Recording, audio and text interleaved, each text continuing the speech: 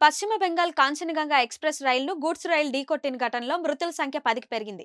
మరోవైపు రైలు ప్రమాదాలను అడ్డుకునే వ్యవస్థ కవచ్ అమలు చేయడంలో జాప్యం వల్లే ఇన్ని ప్రాణాలు గాల్లో కలిసిపోయాయనే ఆరోపణలు సర్వత్రా వినిపిస్తున్నాయి.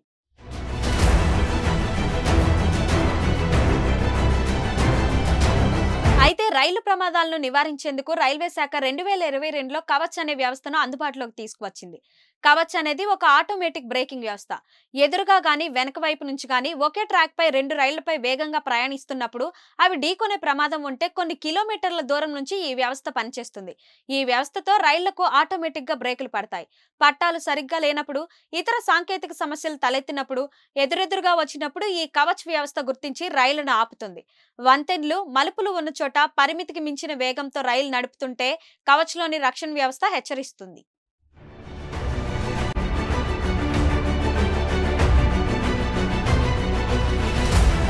మరిన్ని వీడియోస్ కోసం ఛానల్ ని సబ్స్క్రైబ్ చేయండి. లేటెస్ట్ అప్డేట్స్ కోసం వాట్సాప్ ఛానల్ ని ఫాలో చేయండి. అండ్ లింక్ డిస్క్రిప్షన్ లో ఉంది.